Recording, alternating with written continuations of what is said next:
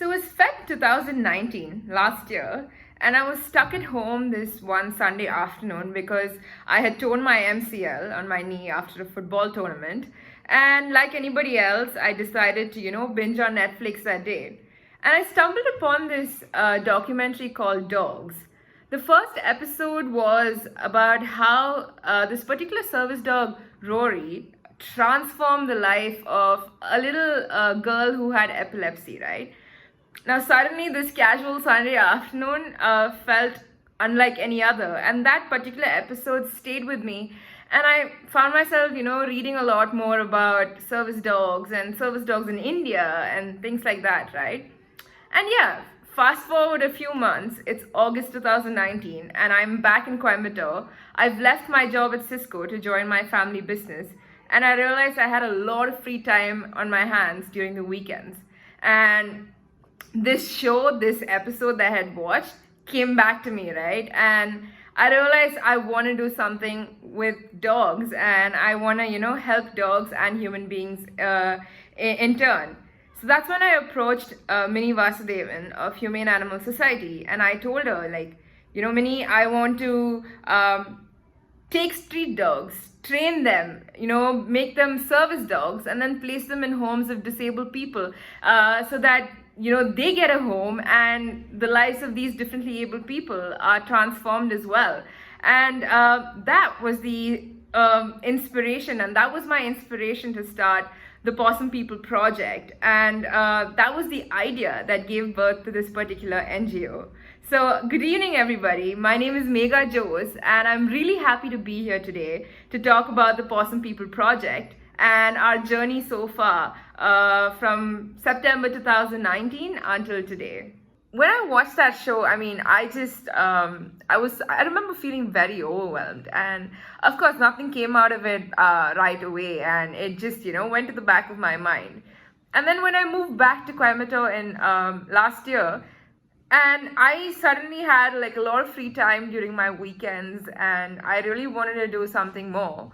So that's when I went and met Minnie Vasudevan of Humane Animal Society, and I told her, I really want to help. This is what I have in my mind, and I want to start the shelter. I want to train street dogs. I want to make them service dogs, and I have this whole list of ideas and things like that. She sat me down and she was like, listen, we've been doing this for many years, and these are the problems that we're facing. And after talking to her, I realized that the two biggest problems right now are overpopulation of street dogs, and number two, lack of funds, right? So I slightly shifted my agenda, and I realized, okay, maybe I should first try to solve these problems and then work towards what I really want, right? And that's how I decided to start Pawsome. It was just an Instagram page initially, and it was just a bunch of slides about street dogs, about what we do, and I opened up registrations that weekend, and I got 30 people who registered. And I don't know, like they say, the rest is history, right? It's been over a year now. We have over 150 volunteers working with us, and it's been an absolutely wonderful journey. And honestly, I did not think that we would be here today. I had no idea that Pawsome would grow this much. I had absolutely no idea that we would be so resourceful and we would be able to make such a big impact in Coimbatore, right? And I owe it all to the team, obviously. I've got a wonderful core team where we work together almost every day. We sync up, we talk to each other, and we decide what next for the organization, right?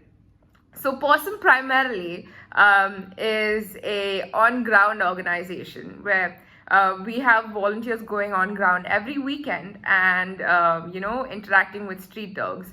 Our main agenda, obviously, is sterilization of dogs.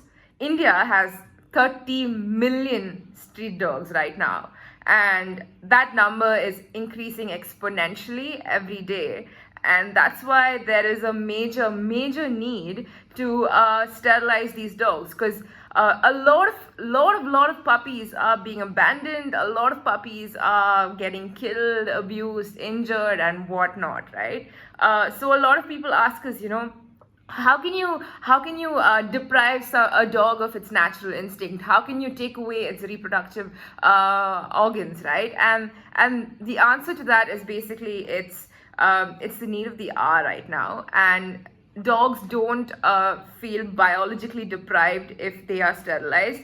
It's just something that they have to do, mate. It's not something that they do out of want. It's something that they do out of need, right? Their bodies make them do that. So it's absolutely fine to sterilize dogs. We advise people to sterilize their own pets as well. So coming back to the mandate of the organization, sterilization is our number one priority. We want to control the population of street dogs, and so we can help them live better lives, right, once the population is controlled. Apart from that, we also do a lot of rescues. Our volunteers go on ground a lot to help injured dogs. We get calls every day saying, a dog has been injured in a particular area and things like that. And we also aid in a lot of adoptions and fosters. We've done over 100 adoptions and fosters so far, and we're really happy that we were able to find these wonderful puppies a really good home. And our organization, right? So these are the three core operations that happen on a daily basis or a weekly basis. And then we have separate projects as well, where we have collaring drives. So far we have collared 200 street dogs. We put reflective collars on them, so they are not, they are visible at night and they don't get hit by cars or any other vehicles. And apart from that, we've also built about close to 20 shelters. These wooden boxes that we've built out of repurposed wood, so that the dogs, can, take shelter and be protected from the rain, the heat, and whatnot, right? So these are a few things that we do, and our volunteers are a big part of our organization. So every time we recruit a volunteer, we expect a certain level of commitment from them. So we say we need you at least for 2 weekends every month. So that's the minimum commitment required. Because of the pandemic, we've had to adapt quite a bit. We can't go on ground as much as we'd like to. We do all of our operations remotely now, where we don't do group organized sterilization drives or monthly meetups anymore. It's more of, hey, we call up the volunteer or we put in a group in that particular area, and whoever's free there can go and, carry out the operation. And for sterilization as well, we have tied up with the community members. We've asked the community to, reach out to us to see if we can sterilize their neighborhood dogs, and it's been working out really well so far. And that sort of, lets me segue into the next thing that I want to talk about, which is people's mentality towards street dogs. So just to give you a prime example, right? I found this video on my phone from when I was in Bangalore, where it was just a bunch of us friends, and we were saying goodbye to one of my colleagues who was leaving Cisco. And it was on the road, and everyone's just like hugging each other and saying goodbye. And then there was this street dog as well in that video. And the friend, he pets the dog and everything. And I was like, oh, why don't you say goodbye to the dog too? And so he kneels down and he hugs the dog. And my immediate response after that was, hey, be careful. It's a street dog. So you don't want to get too close to it. This was me in, I think, July 2019, not very long ago. And in just 2 months after I came back to Coimbatore, my perception of street dogs changed completely. So I was one of the people that whose minds were trying to change, right? And it's a problem. It's definitely a problem because a lot of people have so many different misconceptions about street dogs. A lot of people think all of them are rabid. A lot of people think they're all aggressive. But to be very honest, from my own personal experience, after interacting with these dogs for over a year now, they are definitely the most loving creatures you can ever find. Of course, not all of them is going to come jumping towards you and show you love.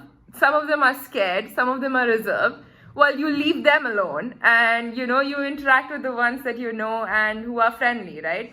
So people's mindset, I think, it's getting better, and I like to think that we're playing a small part in that as well, where we really, through our social media accounts, we're trying to build a follower base and try to educate them about street dogs, right? So we're trying to educate people as much as possible through awareness sessions, through our social media. We put out posts every week, at least 3 posts every week, that talks about different aspects of dogs, of street dogs, how you can be better for them, right? And I'd like to think that people have definitely gotten better. Our adoption numbers definitely say the same story. We have increased our adoption numbers by a huge margin recently, and any dog that we post online, we almost always try and get an adoption home for that particular puppy. So I'd like to think that people are understanding more, and I'd like to think that we're playing a small part in that as well. We really want to tell the story of the Indian pariah dog, which is something that not a lot of people know, to be honest. I myself didn't know this story until quite recently. So the Indian pariah, right, aka our street dog, is one of the most ancient breeds in the world. In fact, there was this documentary by National Geographic Channel where they were trying to find the oldest dog in the world, and the Indian pariah is featured in that as one of the oldest dogs, along with the Australian dingo. So it is one breed that has a completely uncorrupted bloodline for the past 15,000 years, and they became so neglected, and they ended up on the streets because of the British Raj and how the merchants back then wanted to popularize and sell their foreign breeds. So they intentionally sort of downplayed our Indian dogs, and that's the reason they're so neglected right now. And we want to tell the story to people, and we want people to realize that we have one of the best breeds in our country, 30 million of them on the streets waiting for homes. And what are we doing? We're going ahead and spending so much money to buy a purebred dog, right? And this makes me want to talk about inbreeding and the selling of dogs itself, right? Which is a huge money-making industry right now, and is the most unethical money-making industry as well, because these people, they don't care about dogs, they don't care about the well-being of dogs. All they care about is the money that they make, and the way they treat these dogs, the way they unethically breed these dogs, it's just horrible. You just won't be able to get through, like, say, one video itself, because these dogs are put in such pathetic conditions, in a cage where they can barely turn around or move, and they just continuously bred day after day until they can't breed anymore, and they're either killed or they're put on the streets.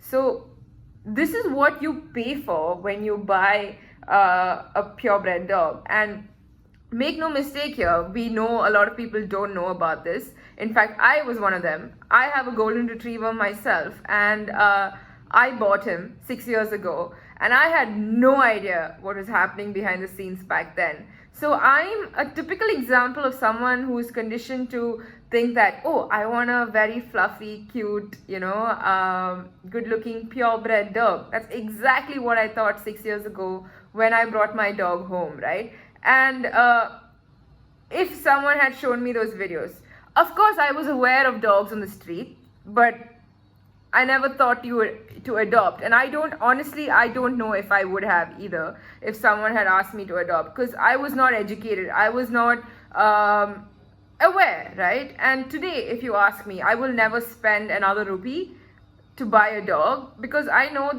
having interacted with these dogs for over a year now, they are absolutely wonderful breeds, and they are no way inferior to a purebred dog. They are highly intelligent. They're easily maintainable, zero health conditions because they're so acclimatized to the Indian climate, right?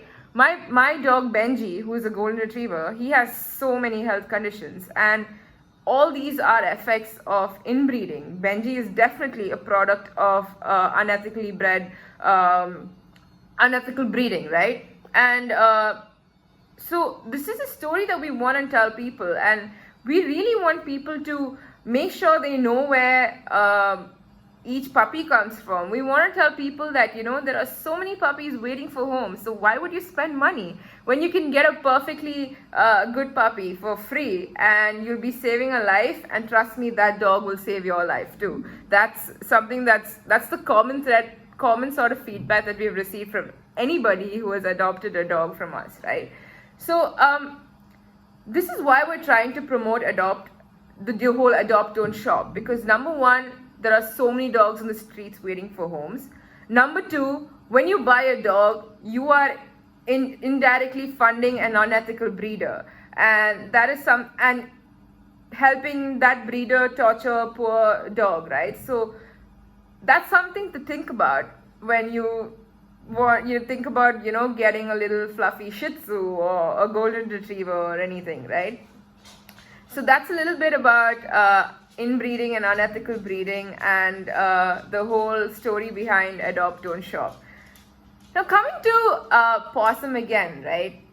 I've told you that we as an organization depend on our volunteers. We as an organization now, because of the pandemic, we depend also on our community members. And I just want to touch upon how fantastic this relationship between us and the community members has been in the past few months.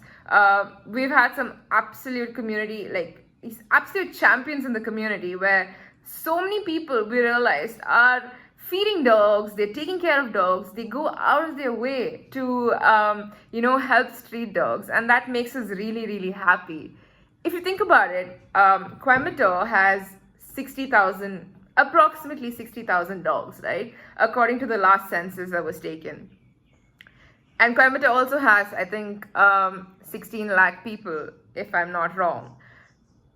So if we all come together, and at least if a fraction of us comes together, I think this is a very tackleable problem, right? We can ensure that the dogs on the streets have better lives, they find homes, they're sterilized, and I'm sure together, if the community comes together, we can definitely control the overpopulation. So if you know anybody who's treating a dog badly, we have to be the advocate for that particular dog, right? And we have to let them know of the various laws that are in place where you cannot, abuse or even relocate a street dog. That is illegal. You cannot harm a dog. That is illegal. You cannot even restrict anyone from feeding street dogs. That is also illegal.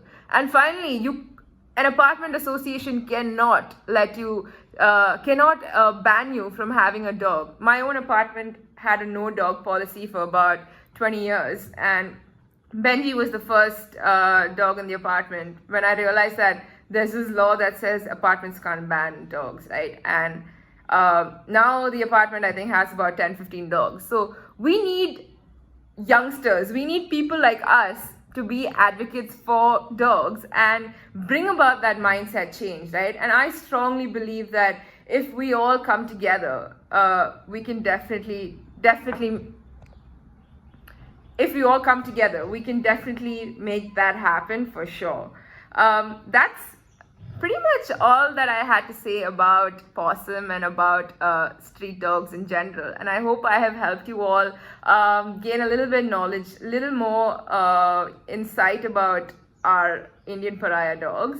Pawsome as an organization, we're growing quite fast, and we're really happy about that. And we are really looking forward to, expanding to other cities.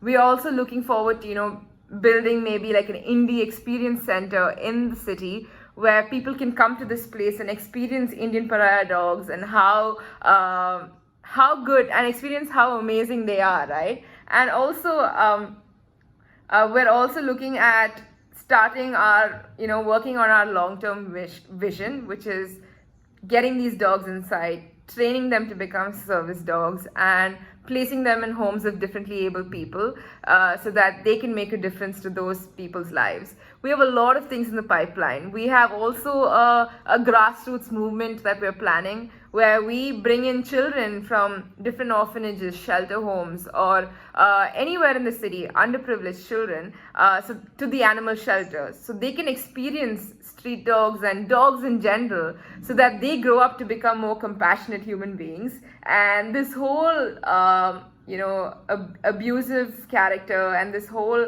agenda behind poisoning dogs and throwing stones at them goes away in the next few years, right? So that's what we have in the pipeline, and we really hope that we can execute all our projects. And that's all I had to say. I think the team wanted me to talk about how I manage my time between Pawsome and work and other things, right? So this is just a personal trait. I think it depends from people to people, but I'm a huge to-do list person. So every morning or the previous night, I make a list. I honestly can't function without my to-do list, and I put that list in front of me the whole day, and I try to tick off different things from the list. And I also try to compartmentalize my day as much as possible to get the work done.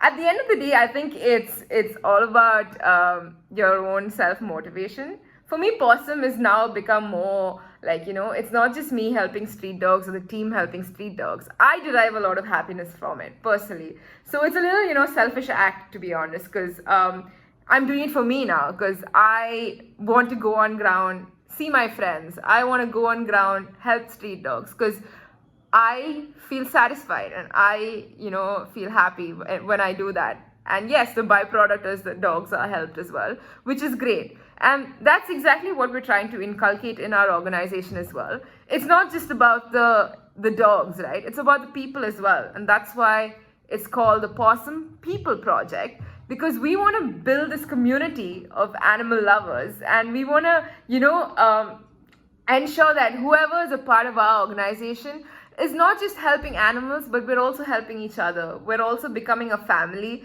and we want to help grow our family to impact many more dogs, and of course, in turn, impact many more people as well. So it's definitely about the people as well. And yeah, that's our story. And I hope you guys found this useful.